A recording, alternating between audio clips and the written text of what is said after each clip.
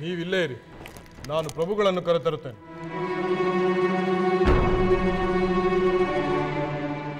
ಎಲೆಯೇ ಗೂಢಾಚಾರ, ನಮ್ಮ ಪ್ರಭುಗಳೆದುರು ಎಲ್ಲ ಸತ್ಯವನ್ನು ಹೇಳು.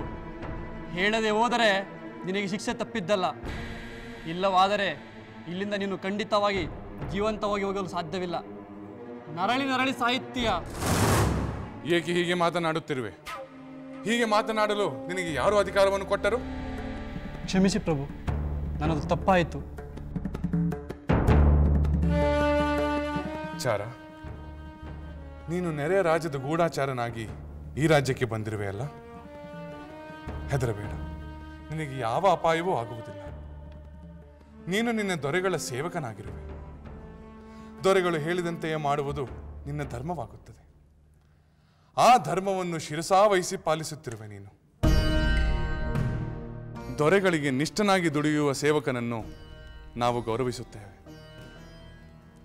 ಚಾರ, ನಮ್ಮ ರಾಜ್ಯದ ಸಂರಕ್ಷಣೆಗಾಗಿ ನಿನ್ನಿಂದ ಕೆಲವು ವಿಷಯಗಳನ್ನು ನಾವು ತಿಳಿಯಬಯಸುತ್ತೇವೆ. ಅದನ್ನು ತಿಳಿದ ನಂತರ ನಿನ್ನನ್ನು ನಿನ್ನ ಪಾಡಿಗೆ ಬಿಟ್ಟು ಬಿಡುತ್ತೇವೆ. ಅಷ್ಟೇ ಅಲ್ಲದೆ ನಿಮ್ಮ ದೊರೆಗಳಿಗೆ ನೀನು ತಿಳಿಸಿದ ವಿಷಯಗಳನ್ನು ನಾವು ತಿಳಿಸುವುದಿಲ್ಲ. ಏಕೆಂದರೆ ಅನ್ಯಾಯವಾಗಿ ಓರ್ವ ಸೇವಕನ ಪ್ರಾಣ ಹರಣವಾಗುವುದು ನಮಗೆ ಇಷ್ಟವಿಲ್ಲ. ಆದುದರಿಂದ ಯಾವುದೇ ಭಯ ಭೀತಿ ಇಲ್ಲದೆ ನಮಗೆ ಸತ್ಯವನ್ನು ತಿಳಿಸು.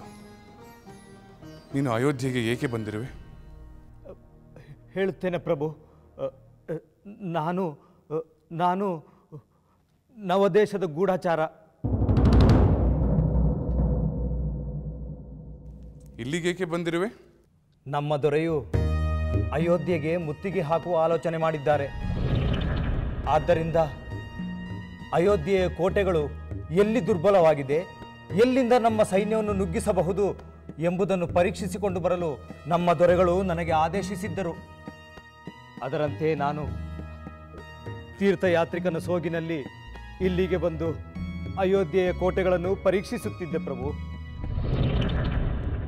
ಕೋಟೆಯನ್ನು ಪರೀಕ್ಷಿಸುವಾಗ ಅದು ಎಲ್ಲಿಯಾದರೂ ದುರ್ಬಲವಾಗಿದೆ, ಕೋಟೆಯನ್ನು ಒಡೆಯಬಹುದು, ಸೈನ್ಯವನ್ನು ನುಗ್ಗಿಸಬಹುದು ಎಂದು ನಿನಗೆ ತಿಳಿಯಲ್ಪಟ್ಟಿದೆ? ಇಲ್ಲ ಪ್ರಭು, ಇಲ್ಲ. ನಾನು ಕೋಟೆಯನ್ನೆಲ್ಲ ಒಂದು ಸಲ ಸುತ್ತಿ ನೋಡಿದೆ. ಕೋಟೆ ಎಲ್ಲೂ ದುರ್ಬಲವಾಗಿಲ್ಲ, ಒಂದೇ ಒಂದು ಬಿರುಕು ಬಿಟ್ಟಿಲ್ಲ. ಆದರೂ ಕಳ್ಳಗಿಂಡಿ ಏನಾದರೂ ಇರಬಹುದೇನೋ ಎಂದು ನಾನು ಪರೀಕ್ಷಿಸುತ್ತಿದ್ದೆ. ಆ ಸಮಯದಲ್ಲೇ ನಿಮ್ಮ ಭಟರು ಬಂದು ನನ್ನನ್ನು ಹಿಡಿದು ಬಿಟ್ಟರು. ನಿಮ್ಮ ದೊರೆಗಳಿಗೆ ಅಯೋಧ್ಯೆಯನ್ನು ಮುತ್ತುವ ಉದ್ದೇಶ ಏನೆಂದು ನಿನಗೆ ತಿಳಿದಿದೆಯಾ? ಇಲ್ಲ ಪ್ರಭು, ಖಂಡಿತವಾಗಲು ನನಗೆ ತಿಳಿದಿಲ್ಲ ಪ್ರಭು. ಸರಿ, ನೀನೀಗ ಹೋಗಬಹುದು. ನಿಮ್ಮ ದೊರೆಗಳಿಗೆ ಏನನ್ನು ಹೇಳಬೇಕು ಎಂದಿರುವೆಯೋ ಅದನ್ನು ಹೇಳಬಹುದು. ಪ್ರಭು, ಇವನಿಗೆ ಇನ್ನು ಏನೇನು ವಿಷಯಗಳು ತಿಳಿದಿದೆಯೋ ಏನು? ಇವನನ್ನು ಸುಮ್ಮನೆ ಹಾಗೆ ಬಿಟ್ಟರೆ ಆ ಶತ್ರುವಿಗೆ ನಮ್ಮ ಮೇಲೆ ಆಕ್ರಮಣ ಮಾಡಲು ಅನುಕೂಲವಾಗಬಹುದು. ಅಮಾತ್ಯರೇ, ಅವರು ಆಕ್ರಮಣ ಮಾಡಲಿ ಮಾಡದೇ ಇರಲಿ, ಆದರೆ ಇವನಿಗೆ ಯಾವ ಹಿಂಸೆ ಆಗಬಾರದು. ಏಕೆಂದರೆ ಇವನು ಎಲ್ಲ ವಿಷಯವನ್ನು ಹೇಳಿದ್ದಾನೆ. ಇವನಿನ್ನು ಹೊರಡಬಹುದು. ತಮ್ಮ ಚಿತ್ತ.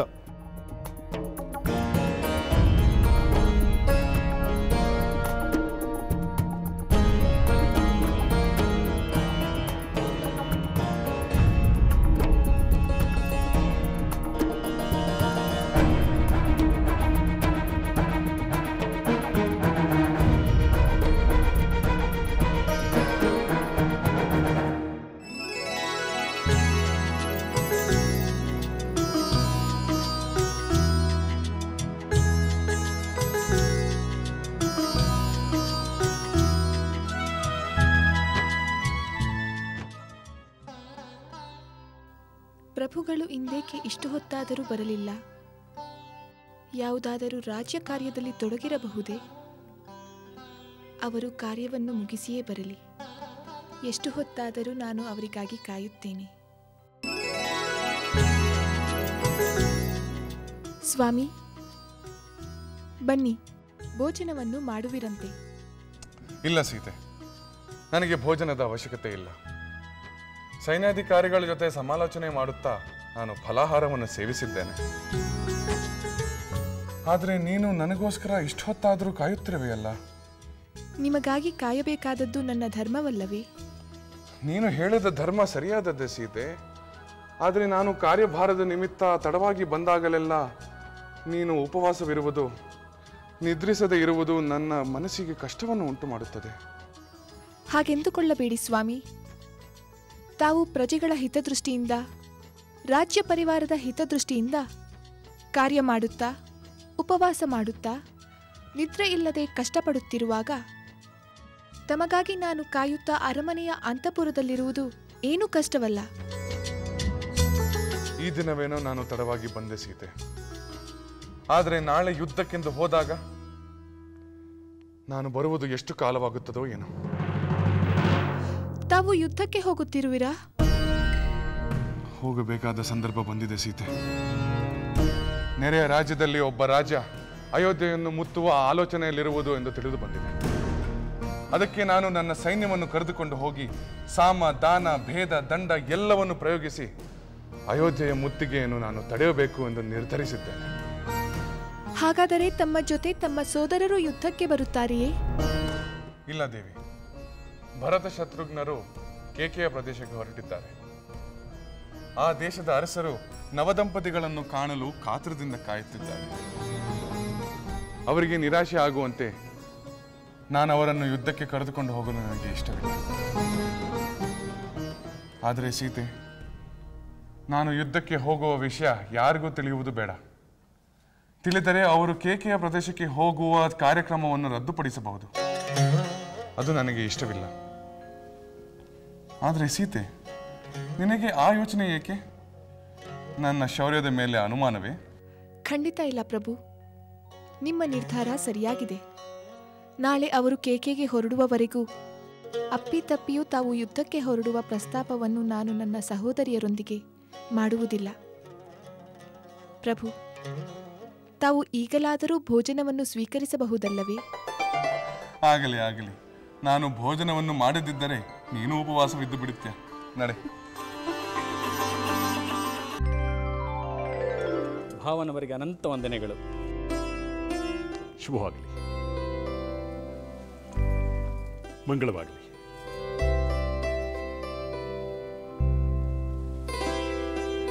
ಶುಭವಾಗಲಿ. ನಾವು ಕೇಕೆಗೆ ತೆರಳಲು ಅಪ್ಪಣೆ ಕೊಟ್ಟು ಅನುಗ್ರಹಿಸಿ. ನಿಮ್ಮ ತಂದೆಯವರು ಅಲ್ಲಿಂದಲೇ ಇವರೆಲ್ಲರನ್ನೂ ಕರೆದುಕೊಂಡು ಬಾ ಎಂದು ಅಪ್ಪಣೆಯನ್ನು ಕೊಟ್ಟ ನಂತರ ನಾನು ಹೊಸದಾಗಿ ಅಪ್ಪಣೆಯನ್ನು ಕೊಡುವುದಿಲ್ಲ. ಈ ಮಕ್ಕಳನ್ನು ನೀನು ಹೇಗೆ ಕರೆದುಕೊಂಡು ಹೋಗುತ್ತೀಯೋ ಹಾಗೆಯೇ ಅತಿ ಶೀಘ್ರದಲ್ಲಿ ಕರೆತಂದು ಬಿಟ್ಟರಾಯಿತು. ಭಾವ, ನೀವು ಇವರನ್ನು ಇನ್ನೂ ಚಿಕ್ಕ ಮಕ್ಕಳು ಅಂದುಕೊಂಡಿದ್ದೀರಾ? ಈಗ ಅವರು ಗೃಹಸ್ಥರಾಗಿದ್ದಾರೆ, ವೀರಾದಿ ವೀರರಾಗಿದ್ದಾರೆ, ಇತರರ ಕ್ಷೇಮವನ್ನು ಕಾಪಾಡುವ ಶಕ್ತಿಯುಳ್ಳವರು. ತಾವು ಕ್ಷೇಮವಾಗಿ ಇಲ್ಲಿಗೆ ಹಿಂತಿರುಗಿ ಬರುವುದರ ಬಗ್ಗೆ ಯಾವುದೇ ಅನುಮಾನವೂ ಬೇಡ. ತಂದೆಯವರೇ, ನಾವು ಈಗ ಅಲ್ಲಿಗೆ ಹೋದರೆ ತಮಗೆ ಯಾವುದಾದರೂ ತೊಂದರೆಯಾಗಬಹುದೇ? ನನ್ನ ಅವಶ್ಯಕತೆ ಇದ್ದರೆ ಸಹೋದರನ ಜೊತೆ ಹೋಗುವುದರ ಬದಲು ಇಲ್ಲಿಯೇ ಇರುತ್ತೇನೆ.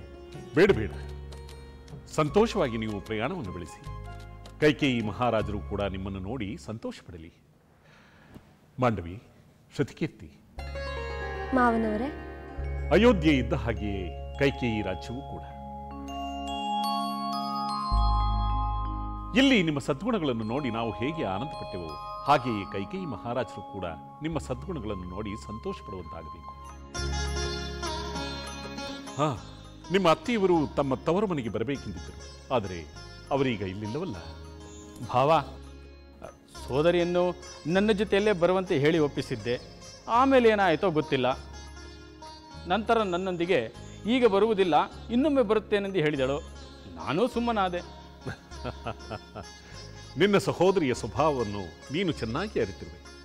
ಅವಳು ಯಾವಾಗ ಯಾವ ನಿರ್ಧಾರವನ್ನು ತೆಗೆದುಕೊಳ್ಳುತ್ತಾಳೆ ಎಂಬುದು ಯಾರಿಗೂ ತಿಳಿಯದ ವಿಷಯ.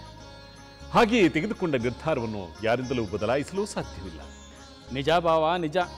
ಅದಕ್ಕೆಂದೇ ಅವಳ ಬಳಿ ಮತ್ತೊಬ್ಬ ಮಹಾಮಂತ್ರಿ ಇರುವುದು. ಏನು, ಕೈಕೇಯಿ ಬಳಿ ಮಂತ್ರಿ? ಯಾರದು? ಮತ್ತಾರು, ಮಂತರೆ.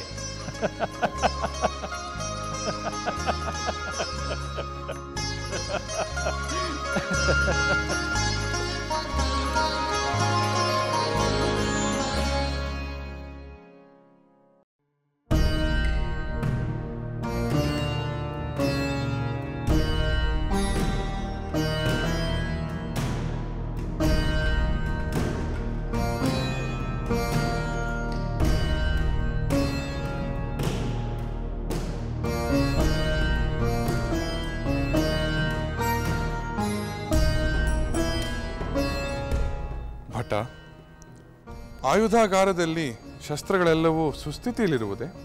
ಇದೇ ಪ್ರಭು. ಆದರೂ ಮತ್ತೊಮ್ಮೆ ಪರೀಕ್ಷಿಸಿ ದುರ್ಬಲವಾದ ಶಸ್ತ್ರಗಳನ್ನು ಉತ್ತಮ ಶಸ್ತ್ರಗಳೊಂದಿಗೆ ಬದಲಾಯಿಸಿ. ರಾಜಕುಮಾರ ರಾಮಚಂದ್ರನಿಗೆ ಪ್ರಣಾಮಗಳು. ಬನ್ನಿ ಅಮಾತ್ಯರೇ, ತಮ್ಮ ಬರುವಿಕೆಗಾಗಿಯೇ ಕಾಯುತ್ತಿದ್ದೆವು. ನಾನು ಹೇಳಿದಂತೆಯೇ ಸೈನ್ಯಾಧಿಕಾರಿಗಳೊಂದಿಗೆ ಮಾತನಾಡಿ ಸೈನ್ಯವನ್ನು ಸಜ್ಜುಗೊಳಿಸಿರುವಿರಾ? ಹೌದು, ತಮ್ಮ ಅಪ್ಪಣೆಯಂತೆ ಉತ್ತಮವಾದ ಅಶ್ವಗಳು, ಪದಾತಿದಳ, ಗಜದಳ, ರಥಗಳು, ವೀರರಾದ ಪದಾತಿಗಳು, ವೇಗವಾಗಿ ಸಾಗುವ ಕುದುರೆಗಳನ್ನು ಕಟ್ಟಿದ ಸುಸಜ್ಜಿತವಾದ ರಥಗಳು ಎಲ್ಲವನ್ನೂ ಸಿದ್ಧಗೊಳಿಸಿದ್ದೇನೆ. ಬಹಳ ಸಂತೋಷ. ಹಾಗೆಯೇ ಭರತ ಶತ್ರುಘ್ನರು ಸಪತ್ನಿಕರಾಗಿ ಕೇಕೆಯ ಪ್ರದೇಶಕ್ಕೆ ಹೋಗುವ ಎಲ್ಲ ಸಿದ್ಧತೆಗಳು ಆಗಿದೆಯೇ? ಅದೂ ಆಗಿದೆ. ಪ್ರವಾಸ ಹೊರಟಿರುವವರಿಗೆ ಯುದ್ಧ ಸಿದ್ಧತೆಯ ವಿಷಯ ಅವರಿಗೆ ತಿಳಿಯದಂತೆ ಜಾಗೃತಿ ವಹಿಸಿರುವಿರಾ? ಹೌದು, ಆದರೆ ನನಗೇಕೋ ಅವರಿಗೂ ಯುದ್ಧದ ವಿಚಾರ ತಿಳಿದು ತಮ್ಮ ಸಹೋದರರು ತಮ್ಮ ಸಹಾಯಕ್ಕಾಗಿ ಯುದ್ಧಕ್ಕೆ ಆಗಮಿಸಿದ್ದರೆ ಉತ್ತಮವಾಗಿರುತ್ತಿತ್ತು ಅನಿಸುತ್ತಿದೆ. ಇಲ್ಲ ಅಮಾತ್ಯರೇ, ಶತ್ರುಗಳ ಆಕ್ರಮಣವನ್ನು ತಡೆಯುವ ಕ್ರಮಕ್ಕಾಗಿ ಅವರ ಪ್ರವಾಸವು ಹಾಳಾಗಬಾರದು. ತಮ್ಮ ಚಿತ್ತ ಪ್ರಭು, ನಾನಿನ್ನು ಬರುತ್ತೇನೆ. ಅಯ್ಯ ಭಟ, ಅಪ್ಪಣೆ ಆಗಲಿ ಪ್ರಭು. ನಮ್ಮ ಆಯುಧ ಶಾಲೆಯ ಮೂಲಕವೂ ನಮ್ಮ ಸೋದರರಿಗೆ ಯುದ್ಧದ ವಿಚಾರ ತಿಳಿಯಬಾರದು. ಖಂಡಿತವಾಗೂ ಪ್ರಭು, ತಿಳಿಸುವುದಿಲ್ಲ.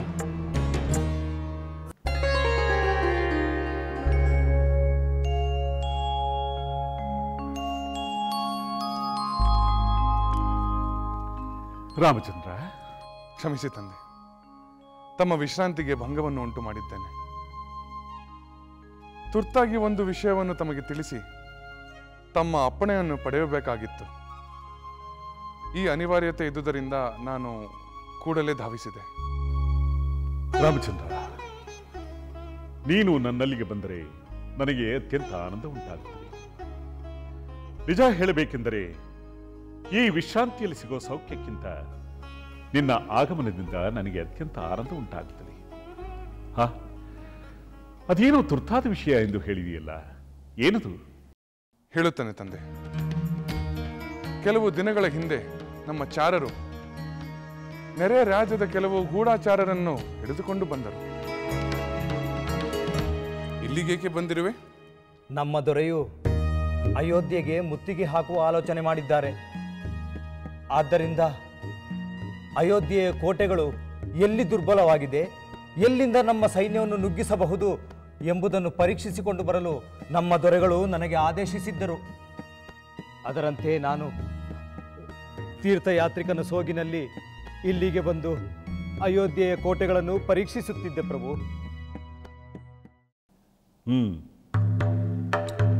ಹಿಂದಿನಿಂದಲೇ ನನಗೆ ಆ ರಾಜನ ಮೇಲೆ ಅನುಮಾನವಿತ್ತು. ಎಂದಾದರೊಂದು ದಿನ ಅಯೋಧ್ಯೆಯನ್ನು ಮುತ್ತುವ ದುರಾಲೋಚನೆಯನ್ನು ಮಾಡುತ್ತಾನೆ ಎಂದು. ಅದೀಗ ನಿಜವಾಯಿತು. ಇರಲಿ, ಆತನೊಡನೆ ಯುದ್ಧವನ್ನು ಮಾಡಿ ಅವನನ್ನು ನಾನೇ ನಿಗ್ರಹಿಸಿ ಬರುತ್ತೇನೆ. ಬೇಡ ತಂದೆ, ಬೇಡ. ತಮ್ಮ ವಯೋಧರ್ಮಕ್ಕೆ ಅನುಗುಣವಾಗಿ ತಾವು ವಿಶ್ರಾಂತಿಯಲ್ಲಿರಬೇಕು. ನನ್ನ ವಯೋಧರ್ಮಕ್ಕೆ ಅನುಗುಣವಾಗಿ ರಾಜ್ಯದ ರಕ್ಷಣೆಗಾಗಿ ಹೋರಾಡಬೇಕು. ನಮ್ಮಂತಹ ಮಕ್ಕಳಿಗೆ ಜನ್ಮವನ್ನು ಕೊಟ್ಟ ತಾವು ಯುದ್ಧಕ್ಕೆ ಹೋಗುವ ಶ್ರಮವನ್ನು ತೆಗೆದುಕೊಳ್ಳುವುದೇ? ತಾವು ಯುದ್ಧಕ್ಕೆ ಹೋದರೆ ನಾವು ನಮ್ಮ ಕರ್ತವ್ಯವನ್ನು ಪರಿಪಾಲಿಸದಂತೆ ಆಗುವುದಿಲ್ಲ ಅಲ್ಲವೇ? ಆದ್ದರಿಂದ ನನ್ನನ್ನು ದಯಮಾಡಿ ಯುದ್ಧಕ್ಕೆ ಕಳುಹಿಸಿರಿ.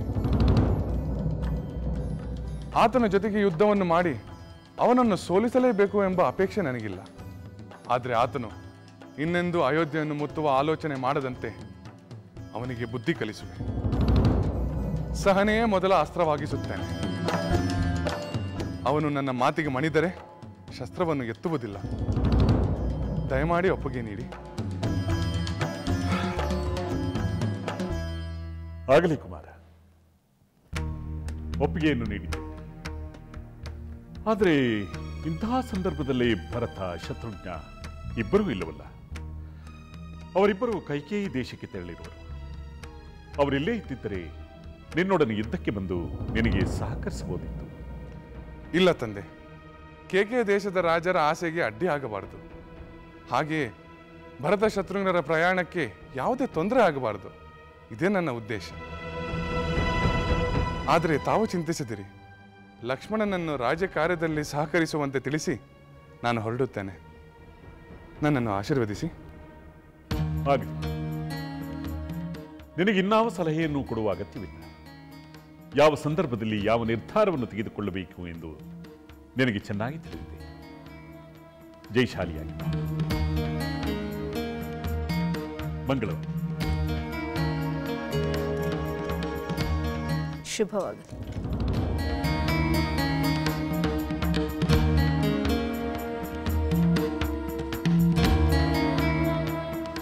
ಕೈಕೇಯಿ, ಕುಳಿತುಕೋ.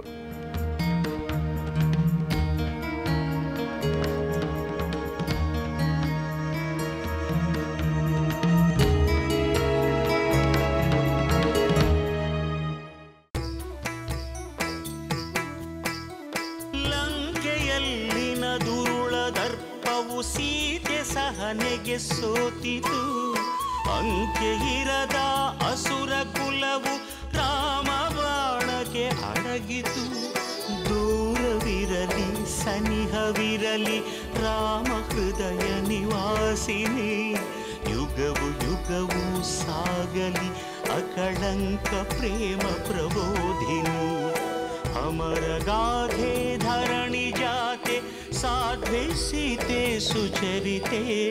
ಸಹನ ಶಕ್ತಿ ಪತಿಯ ಭಕ್ತಿ ಲೋಕಮಾನ್ಯ ವಂದಿತೆ.